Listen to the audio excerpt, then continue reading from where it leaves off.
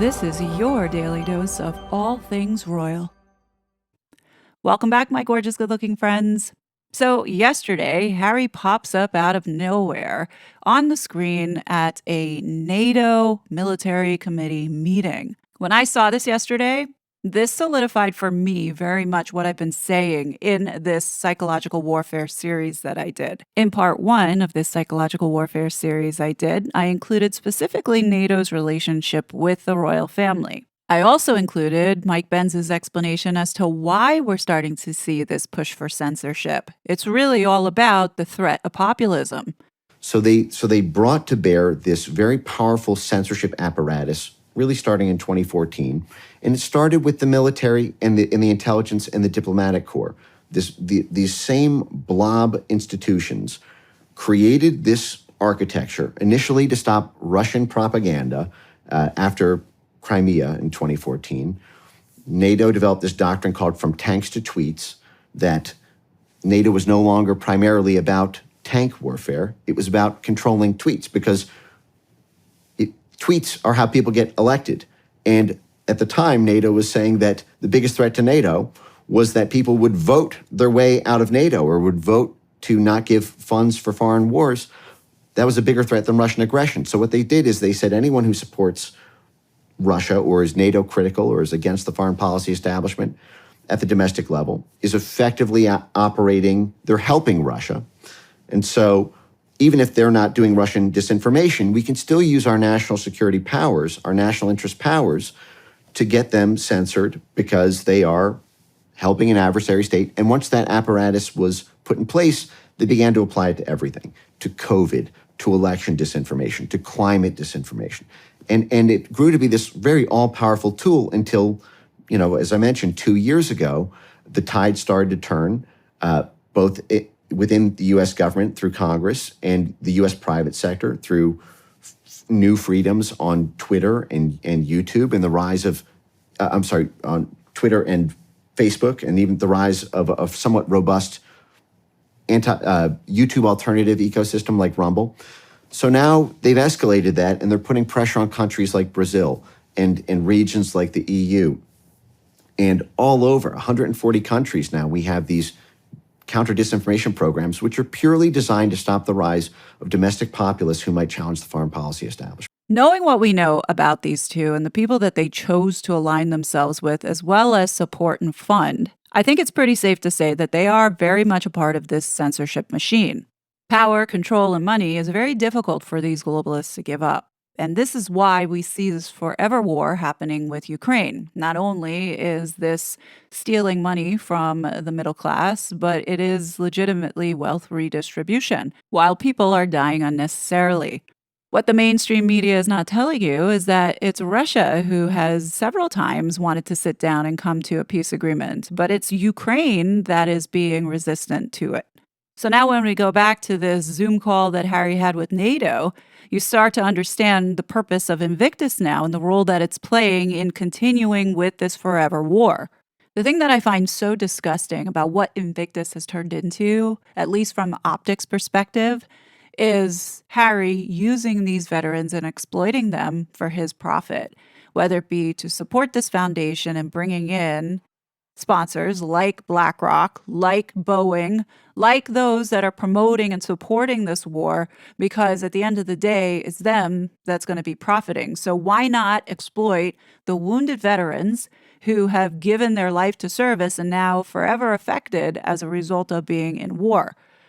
To me, I find this absolutely diabolical that they will now use this psychological mindfuck in making them feel like, yeah, you have purpose. You went and continued to support the cause and preventing Russia from taking over. Meanwhile, Russia wants to sit down and have peace. And we all saw how Netflix swooped in to create that propaganda piece called Heart of Invictus, of which Ukraine was the primary focus in supporting and promoting, with the main story of this Ukrainian paramedic who got kidnapped and miraculously was freed just in time for Heart of Invictus to be edited and to go ahead and speak before the U.S. Congress to beg for money. For those that are interested in hearing more as to why I believe that this was nothing but propaganda and lies, please go ahead and see this video where I go through in detail the evidence as to why I believe that we were all suckered. It's also been rumored that this woman was also associated with the Azov Battalion. And for those that are not aware, the Azov Battalion are neo-Nazis. As you can see, the various flags in the background, one of them being the organization that Harry was on Zoom with yesterday, so that should tell you enough. But if you're not believing what I'm saying here with this agenda, judge for yourself when 40 congressmen signed a letter to Secretary of State Mike Pompeo in which they regard the Azov Battalion as a terrorist organization. It says here, for example, the Azov Battalion is a well-known ultra-nationalist militia organization in Ukraine that openly welcomes neo-Nazis into its ranks. The group is so well known, in fact, that the 115th Congress of the United States stated in its 2018 omnibus spending bill that none of the funds made available by this act may be used to provide arms, training, or other assistance to the Azov Battalion. The United Nations has chronicled human rights abuses and incidents of torture in this group's relatively short history. Despite these facts, Azov has been recruiting, radicalizing, and training American citizens for years, according to the Federal Bureau of Investigation. Let's pause because we're going to come back to this in a second. Now let's look at this document that came from the Canadian government as an informational around the Azov Regiment. Dated on June 9, 2020, it says here, Bullet 9, in September of 2019, the current CDA met 3 serving members of the Azov Regiment at a social function, including the commanding officer of the training school and a number of veterans at the Invictus Games of Ukraine. They were courteous, professional, very fit, and charismatic. So with all the gloss and marketing PR and showing unity with Invictus Games, there's more to this than helping those veterans. I'm sure everyone realizes that not all of the athletes that participate in Invictus Games are wounded to a point where they're incapacitated. A lot of them do have psychological damage, and here Harry is promoting his Better Up licenses and giving them purpose. What do you think is going on here now with this influence that Azov Battalion has, as well as NATO and Harry for his own globalist selfish purposes? Think about that. As well as those sponsors, right? We have BlackRock, Boeing, all proponents of this war and destroying everything and anything so they can rebuild and make money. So now circling back to this letter to Mike Pompeo from 40 congressmen, it says the Christchurch, New Zealand massacre was a turning point for counterterrorism efforts. In his manifesto, the shooter claimed he had trained with the Azov Battalion in Ukraine, and he routinely wore a neo-Nazi symbol associated with them. Both the Poway, California and El Paso, Texas shooters said they were directly influenced by the terrorism committed at Christchurch. The link between Azov and acts of terror in America is clear. Now, the whole point of bringing this up is to show you how all these pieces fit together and working together in order to stop the rise of populism, aka Donald Trump. When the Christchurch massacre happened, Harry and Meghan sprung into action and made a surprise visit to the New Zealand house. Meghan, who just began her maternity leave, shows up 30 months pregnant to pay her respects. I find it very interesting that they weren't scheduled to do this. This was all just a surprise. One would think Meghan would have passed on this since she hated being a royal so much and allowed Harry to go by himself while she was at home with her feet up. But no, here she is bending down to the ground with no trouble. Looking back at this and trying to understand why they chose to make this surprise visit, not because they did it out of the kindness of their heart, was because this was a strategic move, and understanding that the Christchurch massacre was then used as the catalyst to begin this censorship. The US government and other governments around the world are hyping hate in order to weaponize the government against their political enemies. Ever since the 2019 shooting in New Zealand, governments have been using so-called hate speech, fake news, and misinformation as justifications for censorship. The Biden administration endorsed the Christchurch call to eliminate terrorist and violent extremist content online, which had been created by governments in 2019. This focus on so-called hatred, Harmful content and extremist content is extremely dangerous. What one person thinks is extreme, another person may view as common sense. For the government to decide what is extreme is a way of labeling someone as a potential terrorist threat. Hopefully, now you understand and see how this horrific event was weaponized by governments to pursue censorship, and why Harry and Meghan were first on the scene to pay their respects. The development of this is not an accident. It's not like they showed up in 2020 and all of a sudden were given these opportunities and connected with these various organizations. Obviously, they were making the plans to do this way back in 2019. As I stated in the Psychological Warfare series, that traces of Harry and Meghan's involvement with this censorship industrial complex can be looked at probably starting in 2017 with Obama.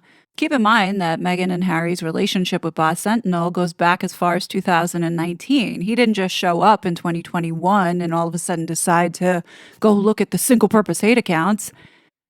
But now fast forward and we take a look at the second assassination attempt by this guy, Ryan Routh, and you see these connections to Harry and Meghan and Ukraine and the Azov Battalion. And then you start seeing the same suspicious three-letter organizations involved along with the deep state. Mike Benz explains it brilliantly here. So Ryan Routh was basically, the 37th leg of a CIA paramilitary recruiting operation to top up human meat fodder in Ukraine. And he was working with the State Department to try to convert these passports into no-look visas for these fighters. And he was flagged by Customs and Border Patrol in June 2023 for this operation. It was referred to DHS HSI, the same group that basically is implicated, at least in an indirect fashion, but potentially even in a direct fashion in both assassination attempts. HSI refused to interrogate Ryan Routh when he returned to the country, despite being flagged to do so by Customs and Border Patrol. The guy has been arrested almost 100 times in his life, but never spent a day in jail. And most importantly, 2.5 weeks ago, this Justice Department made a public statement saying it is seeking an indefinite delay of the trial of Ryan Routh because of complex evidence. And you know why that is? It's because the complex evidence will reveal that Ryan Routh was working his way through a CIA, DOD, State Department operation to militarily recruit terrorist fighters into Ukraine, which is a major international incident. If revealed, the Justice Department is protecting the CIA and the DOD because actually interrogating the sources of funding behind Routh, actually interrogating his human network is going to implicate the intelligence community and the Defense Department, and that is the second job of the DOJ. The first job is putting away the bad guys, but the second job is to CYA, cover the arse of the intelligence community and the DOD so that the blob's interests are constantly protected and concealed from the American people who could oversee them. So whenever Mike Benz is referring to the so-called blob, he's referring to the Department of State, the Pentagon, the CIA, NATO, the EU, and GCHQ. These are the folks that are desperately trying to get back the control of the internet. Is it a coincidence that Ryan Routh is a staunch supporter of the U.S.-NATO war against Russia in Ukraine? Is it a coincidence that he just so happens to get a photo with Harry and Meghan's bestie, Jose Andres of World Central Kitchen? Oh, and then you have Christopher Boozy again and Malcolm Nance and their degrees of separation to the Trump assassin, all tying back to Harry. If you want to learn a little bit more about Harry's multiple close connections to the Trump assassin, I highly recommend you go check out the video that Duchess of Narsussex did. I'll go ahead and put the link in my description box. It definitely will have you thinking. Come to think about it, would anybody be surprised if we find out that Harry had some type of involvement here? I know I wouldn't be surprised. I mean, look at the date that the second attempt happened on. It happened on Harry's 40th birthday. I could see this guy being twisted enough to think, oh, that would be like the best birthday present ever. So now when we go back to the press release that was put up on the NATO website, it says the Invictus Games Foundation briefed the NATO Military Committee at NATO headquarters on the role of Invictus in supporting wounded, injured, and sick service members and veterans. So, the next natural question that I have is, why do they have to brief NATO? Is NATO giving money to Invictus Foundation? What is NATO's role in supporting this organization? What I don't like about this is the exploitation of these veterans. The fact that they are aligning with NATO, the very same organization who is wanting to continue these forever wars because it's a moneymaker, is gross. So, as it says here on the Invictus Games page, our discussion with NATO leaders, led by Admiral Rob Bauer, was an opportunity to deepen collaboration and emphasize our shared commitment to recovery and rehabilitation of those injured during service. Admiral Bauer voiced his support, acknowledging the profound impact of our work and how it aligns with NATO's values, reaching far beyond the Invictus Games to change lives and save lives. And one of NATO's values is clamping down on free speech and controlling the information flow. This is why there's such a tight alignment, not only with the EU, but our government, as well as the UK. And here Harry is sitting up there, acting as if he's important and whatnot, but here he is as the enemy. I think what continues to frustrate all of us is that the Invictus Games Foundation, as well as NATO, are using Harry for their own political gain. And when I say political gain from a NATO standpoint, of course, they're going to want the son of the king representing and showing up on their website, as well as Invictus Games Foundation knows that Prince Harry's name, because he is tied to the royal family, will obviously get the attention that they need. I mean, really, how important was Harry to this meeting when the CEO, the chairman, as well as the deputy CEO are showing up in person and they bring Harry in via Zoom? Obviously, this was for the photo op. And we know for Harry and Meghan, this was all for marketing and PR purposes. And we know this because Meghan couldn't help herself. At the same time today, all the various left-wing media outlets that support Harry and Meghan put out the same story. Prince Harry displays wedding picture with Meghan Markle during virtual appearance. Prince Harry proudly displays Meghan Markle wedding photo during NATO virtual appearance. Everyone says the same thing about Prince Harry's appearance at NATO. Prince Harry's heartfelt tribute to Meghan Markle spotted during NATO's address. So let me just point a couple things out. This is all to deflect away from the fact that Harry and Meghan most likely have separated, to quell the rumors, as well as quell the rumors that Harry is not in the United States. And I still stand by that because there's a couple things that I noticed from this Zoom call that makes me think otherwise. The narrative that they're forcing down our throats today is they all want us to believe that Harry's in his Montecito Olive Garden castle. And how we know this is because right behind Harry, oh, looky there, a wedding photo of Meghan and Harry. You can barely make it out, but somehow all of the news outlets are putting it out there as if it's breaking news. So that was definitely strategic and intended to suppress all the rumors that Harry and Meghan are not living together, as well as he's not in the United States. Fine. So, they want us to believe that, but it's hard to believe it when a few months earlier, Harry was in that very same room. And again, strategic, you've got photos all around him, particularly his mom right behind him. But when you look at what was displayed back when he did this virtual session with Travelers, and then you look at this screenshot of Harry in this room, the items behind him don't match. If you look and you compare the shelves, you can see that there's different books as well as the placement where the photo of Meghan and Harry's wedding picture on the right doesn't exist on the left. And you can see that there's not that much space to put that type of photo there, which leads me to believe, since we know that these two are the biggest manipulators on this earth, I would not be surprised if Harry took a photo of this room and uploaded it as his background.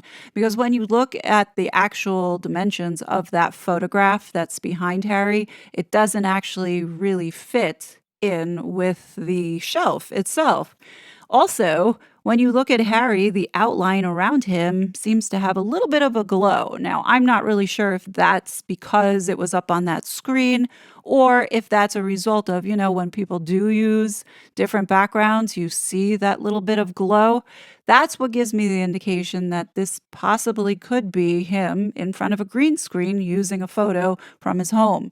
The other thing that's really off is the perspective. He looks very far away from the camera, and normally when he does do these Zoom calls in this room, it's traditionally what it looks like on the left-hand side where you see a headshot. Here, it appears that he's sitting in possibly a different chair, as well as the camera seems to be far away, which when you look at this room, to me, it looks somewhat skewed compared to the way that he's sitting. I don't know. Maybe that's just my perspective. And when I look at this photo that was stuck there, how convenient is it to have that statue in front of Harry's face, but of course, not blocking Meghan's face? Like, you can't make this shit up. Yeah, you have to wonder when you look at all the shelves and how different the items are on the shelves, except for that photo. Then you have to think, well, did Meghan take a photo of this and sent it to Harry and said, look, you need to do this because the rumors are getting louder that you left me and I will not have you damage my brand? You know, I almost feel like that is something that she would manipulate him into doing by saying, look, it's not a good look if we're not together and the holidays are coming up, and using all of that to manipulate him into continuing on with the charade. I really do feel like this is what's going on. Harry doesn't look happy in this photo at all. And you wonder, why is it that they didn't have any kind of video of him up there, just this still shot?